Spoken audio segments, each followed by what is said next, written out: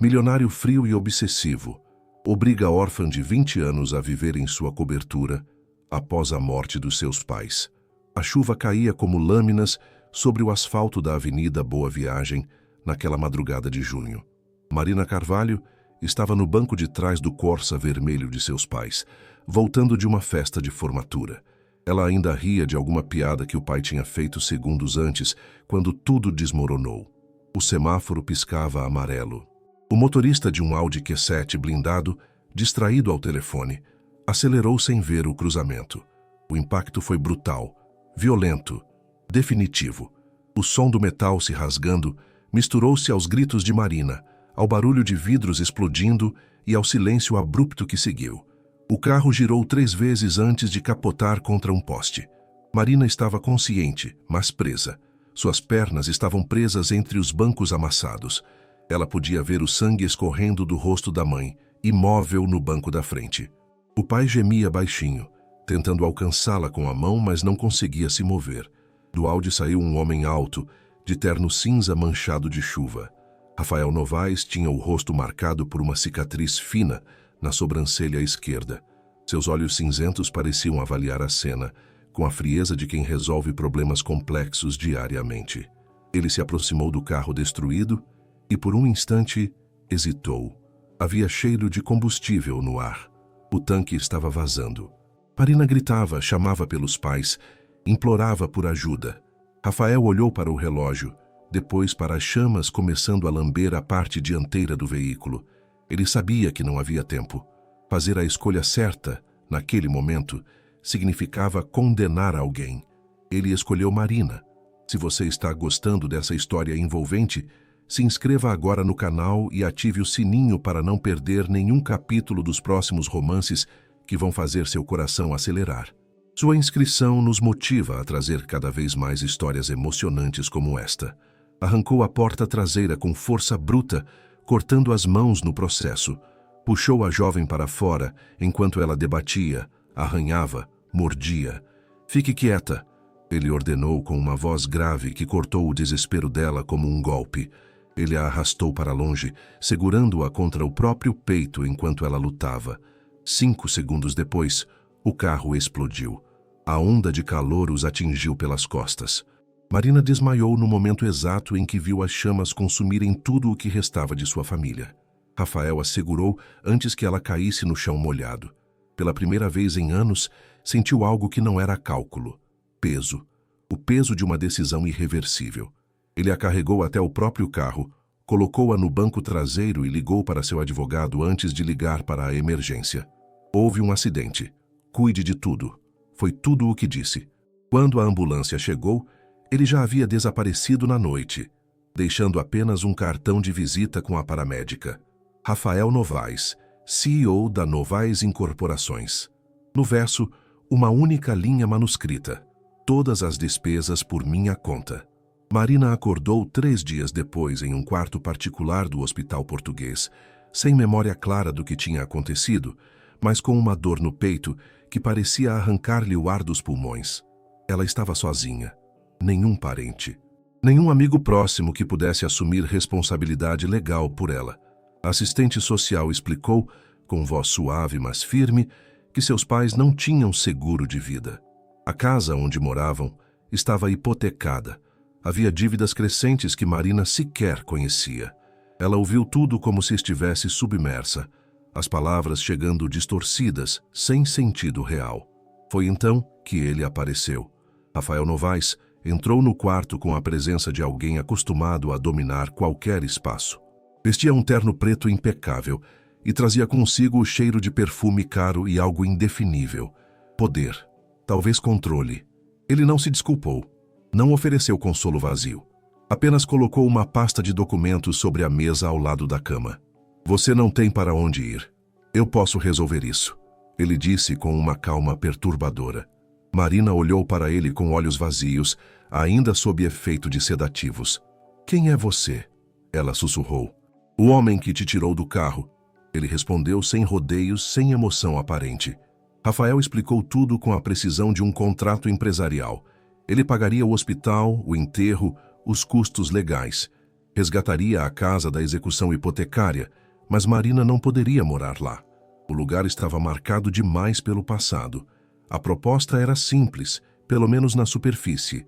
Ela moraria na cobertura dele, em Boa Viagem, até terminar a faculdade, todas as despesas cobertas. Em troca, discrição total, obediência às regras da casa e silêncio sobre os detalhes do acidente. "Você está me comprando?" Marina perguntou, a voz fraca, mas carregada de amargura. Rafael inclinou a cabeça levemente. "Estou te oferecendo sobrevivência. O que você faz com isso é escolha sua." Mas ambos sabiam que não havia escolha real. Marina assinou os papéis com mãos trêmulas, sentindo que estava vendendo algo muito mais valioso do que liberdade.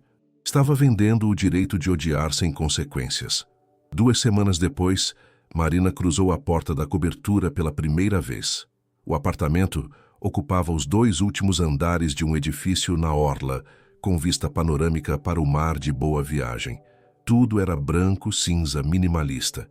Vidro, aço escovado, mármore frio sob os pés descalços. Parecia um museu, não um lar. Rafael a recebeu na sala de estar, apontando para um tablet sobre a mesa de centro. "Suas regras estão programadas aqui.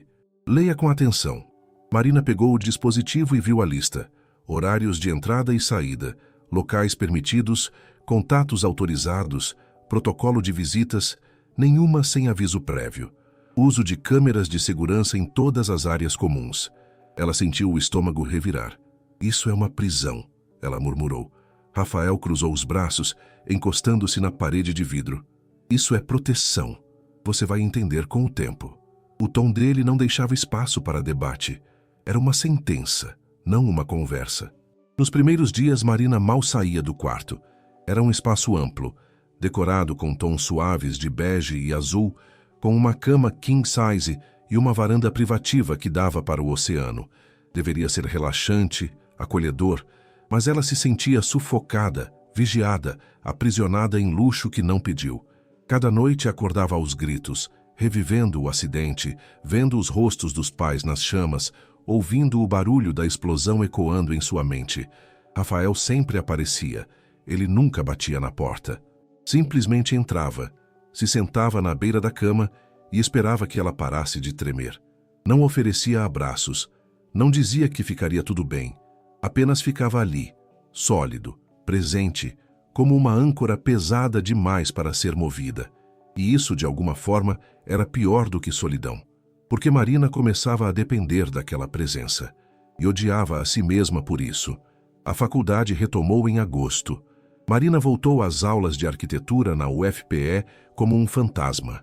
Seus colegas sussurravam. Sabiam do acidente, mas ninguém se aproximava de verdade. Ela chegava e saía sozinha, sempre no horário exato que Rafael estipulava.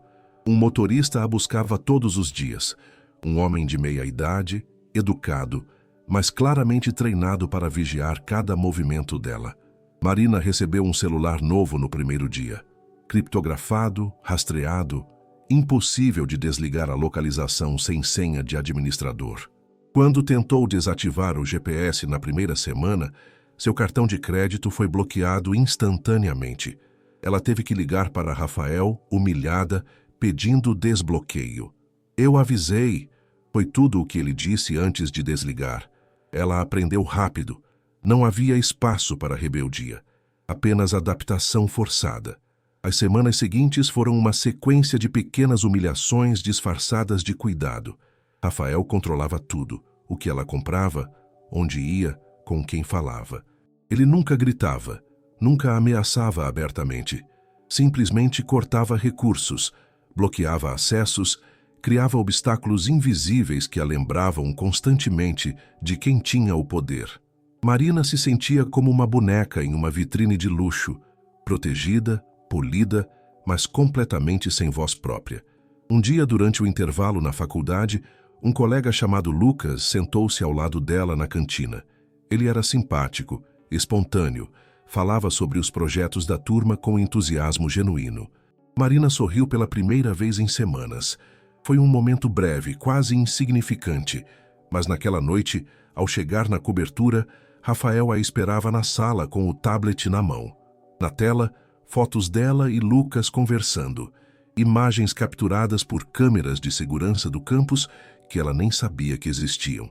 Quem é ele? Rafael perguntou com uma calma gelada. Um colega, apenas um colega, Marina respondeu, sentindo o coração acelerar. Rafael aproximou-se devagar, invadindo seu espaço pessoal. Não quero vê-lo perto de você novamente.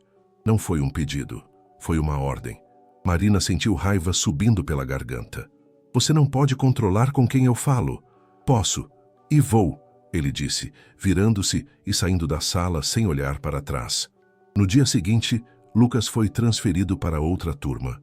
Marina nunca soube se foi coincidência ou intervenção de Rafael, mas suspeitava da resposta. Os jantares silenciosos que dividiam às 8 da noite tornaram-se campos de batalha disfarçados. Rafael insistia que comessem juntos, sempre. Ele preparava pratos elaborados, servia vinho caro, mas raramente falava. Apenas observava Marina com aqueles olhos cinzentos que pareciam ler cada pensamento dela. Ela odiava aquele ritual. Odiava como ele cortava a carne com precisão cirúrgica, como ajustava os talheres na mesa, como controlava até o silêncio entre eles. Mas algo estava mudando em Marina, algo perigoso que ela não conseguia nomear. Começou a observá-lo também. A cicatriz na sobrancelha que ele tocava quando estava tenso, a forma como apertava a taça de vinho ao falar de negócios, o jeito que evitava seu olhar quando ela mencionava os pais. Ele não era apenas um monstro, era um homem carregando o peso de uma escolha impossível. E Marina, contra toda lógica, começava a sentir algo além de ódio. Uma noite, após um jantar particularmente tenso, Rafael pegou a mão dela sobre a mesa. Foi um gesto rápido, quase involuntário. Marina congelou. Os dedos dele eram calejados, fortes, quentes demais. Você me odeia? Ele perguntou, a voz baixa, quase vulnerável. Marina puxou a mão de volta como se tivesse tocado fogo. Deveria, ela respondeu, mas a voz saiu fraca, incerta. Rafael sorriu. Um sorriso triste, amargo, sem alegria. Deveria, ele concordou. Então se levantou e saiu da sala, deixando Marina sozinha com o som das ondas quebrando lá embaixo e a certeza crescente de que estava afundando em algo muito maior do que conseguia controlar. A gaiola de cristal estava se fechando, e a pior parte era que Marina já não tinha certeza se queria escapar. Outubro chegou trazendo consigo um calor sufocante e uma tensão que parecia eletricidade no ar da cobertura. Marina tinha descoberto uma rotina de sobrevivência. Acordar, ir à faculdade, voltar, estudar no quarto, jantar em silêncio com Rafael e fingir que dormia quando ele passava pelo corredor à noite. Mas a falsa paz estava prestes a desmoronar. Tudo mudou em uma quinta-feira chuvosa, quando Marina decidiu limpar o escritório de Rafael enquanto ele estava em uma reunião. Não era curiosidade, era tédio, talvez uma tentativa desesperada de sentir algum controle sobre aquele espaço que a aprisionava. No terceiro gaveta da escrivaninha de mogno, ela encontrou uma pasta marrom desgastada. Dentro havia documentos do acidente, laudos periciais, fotos da cena, relatórios de seguro. Mas o que a congelou foi uma folha impressa com cálculos manuscritos. Tempo estimado de resgate, 2 minutos e 40 segundos. Número de vítimas viáveis, 1. Probabilidade de sobrevivência múltipla, 0,3%. A letra era de Rafael. Ele tinha calculado. Friamente, metodicamente, ele tinha feito contas sobre quem salvar enquanto seus pais morriam queimados. Marina sentiu bile subir pela garganta. As mãos tremiam tanto que os papéis caíram no chão. Ela não ouviu Rafael entrar. Só percebeu quando ele falou, a voz grave ecoando no silêncio do escritório. Você não deveria estar aqui. Marina se virou, segurando os documentos contra o peito como prova de um crime. Você calculou? Calculou quem ia morrer? Rafael fechou a porta atrás de si, mantendo a expressão impassível. Sim. A simplicidade da resposta foi como um soco. Marina esperava negação, desculpas, qualquer coisa além daquela admissão fria. Como você pôde? Ela gritou, a voz quebrando. Eles eram meus pais, eles estavam vivos. E você também estava, Rafael respondeu, dando um passo à frente. Eu tinha segundos. Não havia tempo para heróis ou milagres. Eu escolhi quem tinha maior chance de sobreviver. Escolhi você. Marina jogou os papéis no chão, as lágrimas finalmente escorrendo. Você não tinha esse direito. Tinha, porque eu estava lá, porque eu assumi a responsabilidade que ninguém mais assumiria. Ele disse, a voz subindo pela primeira vez. Você acha que foi fácil? Acha que não penso nisso todos os dias? Então por que me mantém aqui? Marina gritou de volta.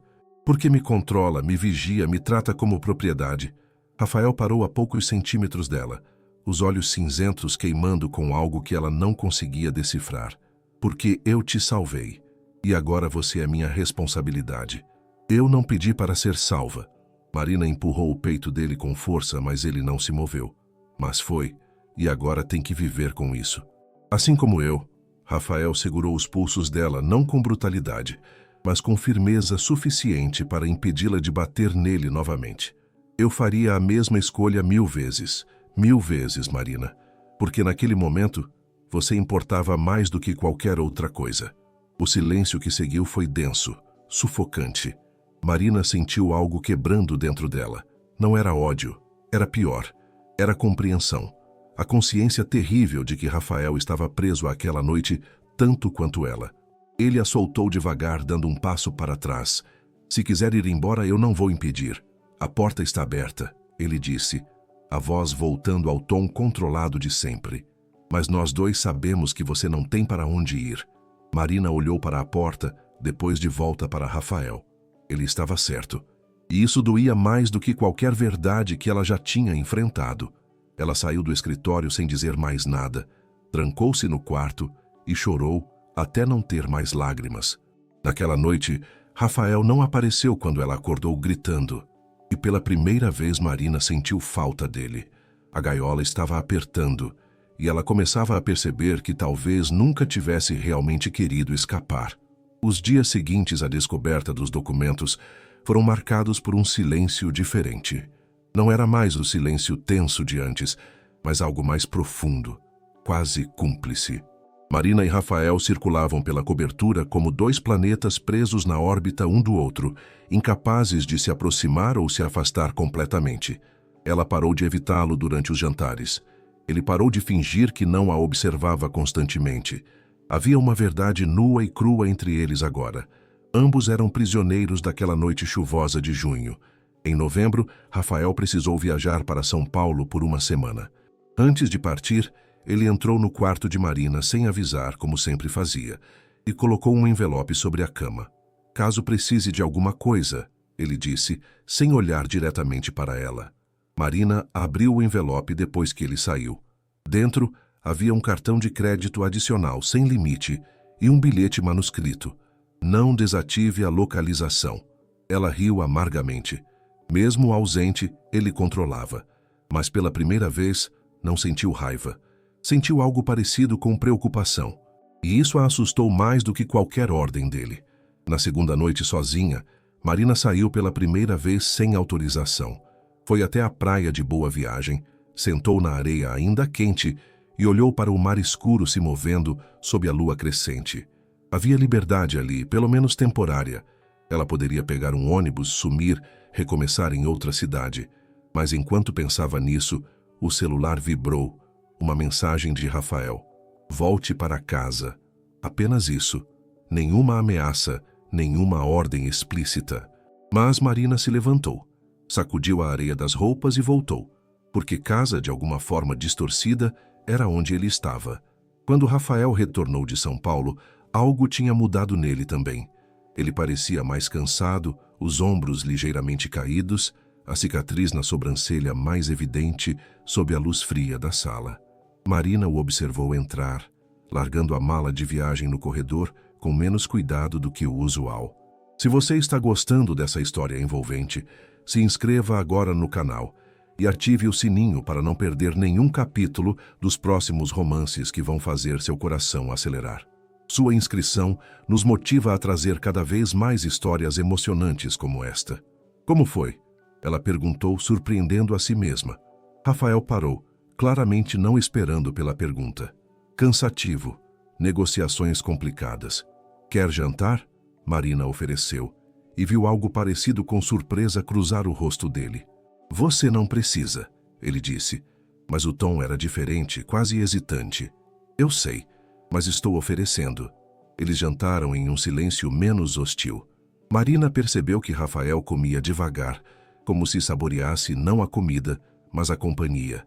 Ela se pegou contando sobre a faculdade, sobre um projeto de urbanismo que estava desenvolvendo, sobre pequenas coisas que antes guardaria para si.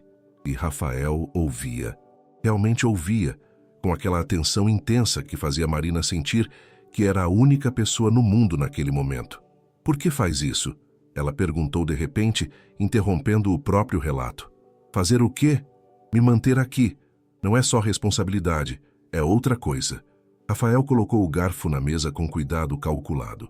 Por um longo momento ele não respondeu. Quando finalmente falou, a voz estava carregada de algo que Marina nunca tinha ouvido antes. Vulnerabilidade. Porque naquela noite, quando te segurei nos meus braços, você parou de lutar. Por um segundo antes de desmaiar, você me olhou como se eu fosse a única coisa sólida em um mundo desmoronando. E eu percebi que ninguém nunca tinha me olhado assim antes. Marina sentiu o ar faltar. Isso não é amor, Rafael, é obsessão. Eu sei, ele admitiu sem desviar os olhos, mas é tudo que eu tenho para te oferecer. O silêncio que seguiu foi denso, carregado de tudo que não podia ser dito. Marina se levantou, as pernas tremendo levemente, e foi para o quarto. Mas naquela noite, quando acordou aos gritos, revivendo o acidente como sempre, Rafael estava lá, sentado na poltrona ao lado da cama, como se nunca tivesse saído. Ele não disse nada, apenas estendeu a mão, e Marina, quebrando a última barreira que ainda mantinha entre eles, segurou. As lágrimas escorriam silenciosas, enquanto ela apertava aquela mão, como se fosse a única coisa impedindo-a de afundar completamente. A gaiola estava mais apertada do que nunca, mas agora Marina percebia que Rafael estava preso dentro dela também. Dezembro trouxe chuvas torrenciais para Recife. Uma tempestade particularmente violenta atingiu a cidade em uma quinta-feira à noite, fazendo as janelas da cobertura tremerem com a força do vento. Marina estava sozinha na sala quando os primeiros trovões explodiram, iluminando o céu em clarões brancos e cegantes. O barulho era ensurdecedor. Parecia o som de metal sendo rasgado, de vidros explodindo, de um carro capotando repetidas vezes. Ela congelou, o controle remoto caindo de suas mãos. Seu coração disparou. A respiração ficou presa na garganta. De repente, ela estava de volta naquela noite de junho, presa no banco traseiro, vendo o sangue da mãe, ouvindo os gemidos do pai, sentindo o cheiro de combustível misturado com chuva. O pânico tomou conta dela com uma força avassaladora. Marina correu pelo corredor, as pernas mal a sustentando, até bater na porta do escritório de Rafael. Ele estava ao telefone, mas desligou imediatamente ao ver o estado dela. Rosto pálido, olhos arregalados, corpo tremendo de forma incontrolável. Marina, o que aconteceu? Ele se levantou rapidamente, mas ela já tinha se jogado contra ele, agarrando a camisa dele com força desesperada. Não consigo respirar. Eu não consigo. Está acontecendo de novo. Ela ofegava, as palavras saindo fragmentadas entre soluços. Rafael a segurou pelos ombros, firme, mas cuidadoso. Olhe para mim. Você está aqui, comigo. Não está no carro. Está segura. Mas Marina não conseguia ouvir. A tempestade lá fora rugiu novamente e ela gritou, enterrando o rosto no peito dele. Rafael a envolveu nos braços, uma das mãos acariciando seus cabelos molhados de suor, a outra segurando suas costas com firmeza.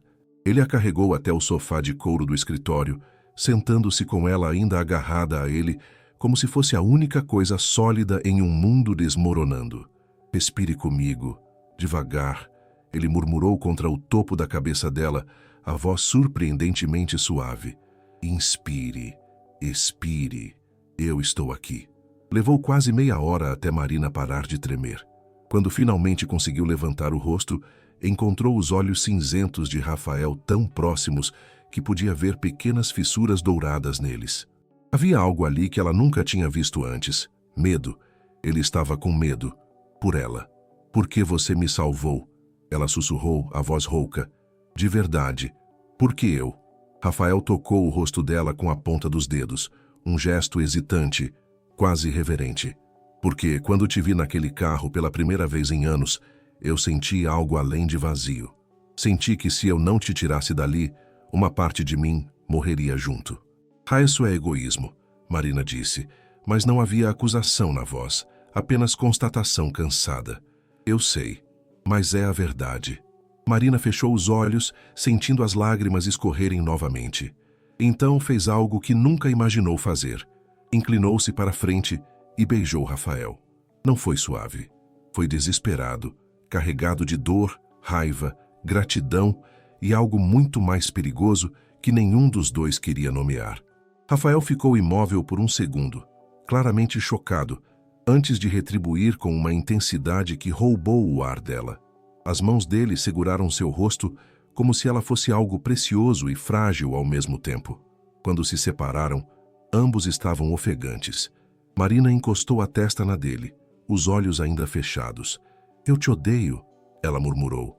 Eu sei, Rafael respondeu, a voz grave e quebrada, mas não consigo te deixar. Eu sei disso também. A tempestade lá fora continuou rugindo, mas dentro do escritório havia apenas silêncio e o som irregular das respirações deles. Marina percebeu, com uma clareza assustadora, que tinha cruzado uma linha irreversível. Não havia mais volta. Ela tinha se entregado ao homem que destruiu e salvou sua vida na mesma noite. E agora, sentada ali nos braços dele, não tinha certeza se sentia alívio ou desespero. Talvez ambos. A gaiola de cristal não era mais apenas o apartamento. Era aquela conexão distorcida e inevitável entre eles.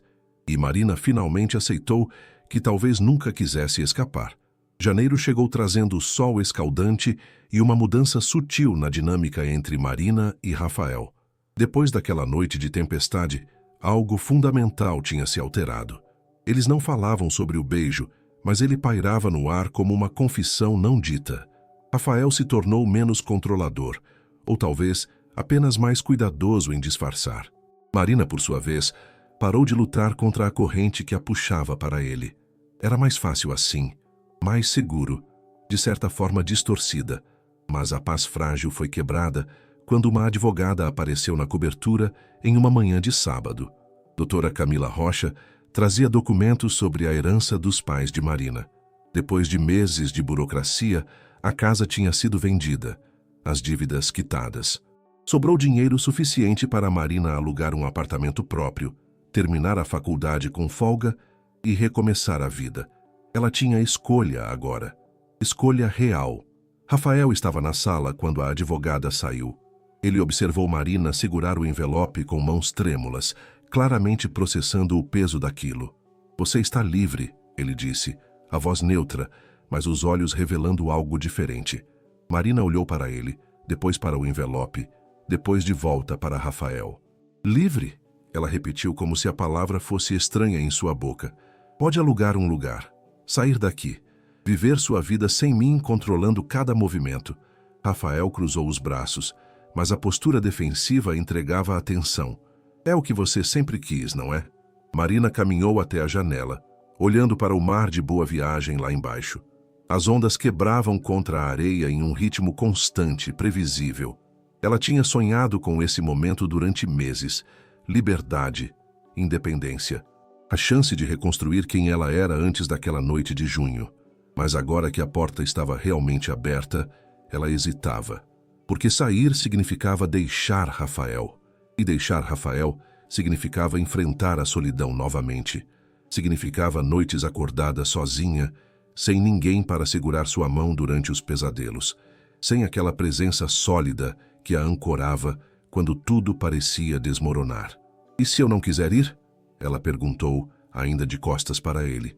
O silêncio que seguiu foi longo demais. Quando Marina finalmente se virou, viu Rafael com uma expressão que nunca tinha visto antes. Vulnerabilidade crua, sem máscaras. Então você estaria escolhendo ficar, não porque precisa, mas porque quer, ele disse, dando um passo na direção dela. E eu preciso saber se é isso mesmo, porque eu não posso mais fingir que isso é apenas responsabilidade. Eu não consigo mais fingir que você não importa mais do que qualquer coisa na minha vida. Marina sentiu lágrimas queimando nos olhos. Você me destruiu, Rafael. Me salvou e me destruiu na mesma noite. Como eu posso querer ficar com alguém assim? Não pode. Não deveria. Ele admitiu, parando a poucos passos dela. Mas eu estou te pedindo mesmo assim, porque eu te amo de uma forma errada, doente, obsessiva. E talvez isso nunca vá ser saudável, mas é tudo que eu tenho. Marina fechou os olhos, as lágrimas finalmente escorrendo. Ela pensou nos pais, no que eles diriam se estivessem vivos. Pensou na garota que era antes do acidente, cheia de sonhos e planos. Aquela garota teria corrido sem olhar para trás, mas aquela garota morreu naquela noite chuvosa. A mulher que sobreviveu era outra pessoa, uma pessoa marcada, quebrada, reconstruída de forma imperfeita. E essa mulher sabia que Rafael era tão quebrado quanto ela. Eu vou ficar, ela disse, abrindo os olhos e encontrando o olhar dele. Mas não porque você me controla, não porque não tenho escolha. Eu vou ficar porque, por mais errado que seja, eu também preciso de você. Rafael fechou a distância entre eles em 2 passos, puxando-a para um abraço tão apertado que Marina mal conseguia respirar. Ela sentiu a respiração irregular dele contra seu pescoço, percebeu que ele também estava chorando, algo que nunca imaginava ser possível. Eles ficaram assim por longos minutos, 2 sobreviventes de um naufrágio se agarrando um ao outro no meio da tempestade. Quando se separaram, Marina segurou o rosto dele entre as mãos. Mas as regras mudam. Sem câmeras, sem rastreamento, sem controle. Se vamos fazer isso, fazemos como iguais. Rafael assentiu, pela primeira vez sem discutir, sem impor condições. Como iguais, ele concordou. Naquela noite, Marina guardou o envelope da herança em uma gaveta. Talvez usasse um dia, talvez não. Mas a escolha era dela agora. E ela tinha escolhido a gaiola. Não porque era prisioneira, mas porque dentro daquelas paredes de cristal, ela tinha encontrado alguém tão perdido quanto ela. E juntos, talvez pudessem encontrar algo parecido com redenção. 6 meses depois, Marina estava na varanda da cobertura, observando o pôr do sol tingir o céu de Recife, em tons de laranja e rosa. Ela segurava uma xícara de café quente entre as mãos, os cabelos soltos, dançando na brisa leve do mar. A faculdade estava próxima do fim. Seu projeto de conclusão, um memorial dedicado às vítimas de acidentes de trânsito, tinha sido elogiado pelos professores. Era sua forma de transformar dor em propósito, trauma em legado. Rafael apoiou cada etapa, mas mantendo distância suficiente para que ela soubesse que aquilo era dela, não deles. A relação entre eles tinha encontrado um equilíbrio estranho, imperfeito, mas funcional. Não era o amor dos contos de fadas. Era algo mais complexo, construído sobre ruínas e cicatrizes. Eles brigavam com frequência, principalmente quando Rafael escorregava de volta aos velhos hábitos controladores. Marina aprendeu a impor limites e Rafael, surpreendentemente, aprendeu a respeitá-los. As câmeras foram desligadas, o rastreamento removido. Ela tinha sua própria chave, seu próprio espaço, sua própria vida. Mas todas as noites escolhia voltar. Uma tarde, enquanto organizava papéis antigos, Marina encontrou a fotografia dos pais que tinha guardado. Eles sorriam em um aniversário de casamento, abraçados, felizes, sem saber que teriam apenas mais alguns meses juntos. Ela sentiu a dor familiar apertar o peito, mas não era mais insuportável. Era uma dor que tinha aprendido a carregar, como uma cicatriz que nunca desaparece completamente, mas se torna parte de quem você é. Ainda dói? Rafael perguntou, aparecendo na porta do quarto. Marina olhou para ele, depois de volta para a foto. Sempre vai doer. Mas agora eu consigo respirar através da dor. Ele se aproximou, ficando ao lado dela. Eles ficariam orgulhosos de quem você se tornou. Não tenho certeza disso, Marina admitiu, colocando a foto de volta na gaveta. Eu escolhi o homem que os deixou morrer. Rafael fechou os olhos por um momento, como se levasse um golpe. Eu entenderia se você mudasse de ideia. Se um dia acordasse e percebesse que não consegue mais me olhar sem ver aquela noite. Marina segurou a mão dele entrelaçando os dedos. Eu já acordei assim. várias vezes, mas também acordo vendo o homem que me segurou quando eu estava caindo, o homem que carrega a mesma culpa que eu carrego. E talvez seja isso que nos mantém juntos, não perdão, mas compreensão. Eles ficaram em silêncio, lado a lado, olhando pela janela. O mar lá embaixo continuava seu movimento eterno, indiferente às histórias humanas de dor e redenção que aconteciam acima dele. Marina sabia que sua escolha seria questionada por muitos. Psicólogos diriam que era síndrome de Estocolmo. Amigos diriam que era loucura. Mas ela sabia a verdade. Era sobrevivência. Era duas pessoas quebradas encontrando consolo uma na outra, mesmo sabendo que os pedaços nunca se encaixariam perfeitamente. Naquela noite, durante o jantar, Rafael fez algo inédito. Pegou uma pequena caixa de veludo do bolso e a colocou sobre a mesa. Marina olhou para a caixa, depois para ele, o coração acelerando. Não é um pedido de casamento, ele esclareceu rapidamente. É uma promessa de que vou passar o resto da vida tentando ser digno da escolha que você fez. Marina abriu a caixa. Dentro havia um anel simples de prata com uma pequena safira azul. A cor do mar. A cor da liberdade que ela tinha escolhido trocar por algo mais complexo e real. E se um dia eu quiser ir embora? Ela perguntou, testando. Então, eu vou te deixar ir. Sem rastreamento, sem controle, sem culpa. Rafael prometeu e, pela primeira vez, Marina acreditou nele completamente. Ela colocou o anel, sentindo o peso leve, mas significativo dele. Não era uma prisão, era uma âncora. Uma escolha consciente de permanecer, não porque precisava, mas porque queria. A gaiola de cristal ainda existia, mas agora tinha portas abertas. E Marina, finalmente em paz com suas escolhas impossíveis, decidiu que, às vezes, a liberdade não é sobre fugir. É sobre escolher conscientemente onde e com quem você quer ficar, mesmo quando o mundo inteiro diz que você deveria partir.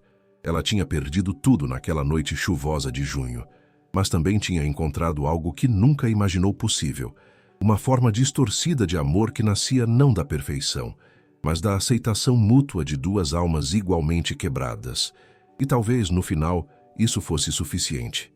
Obrigado por acompanhar essa jornada intensa e emocionante de Marina e Rafael em A Gaiola de Cristal.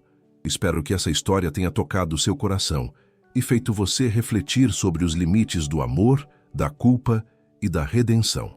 Se você gostou desse romance, não esqueça de se inscrever no canal para não perder nenhuma das próximas histórias que preparamos para você.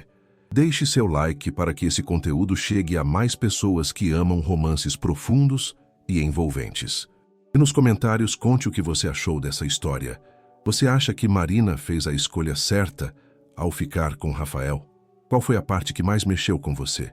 Sua opinião é muito importante e ajuda a moldar as próximas histórias. Compartilhe esse vídeo com amigos que também amam romances intensos. Nos vemos na próxima história. Até breve.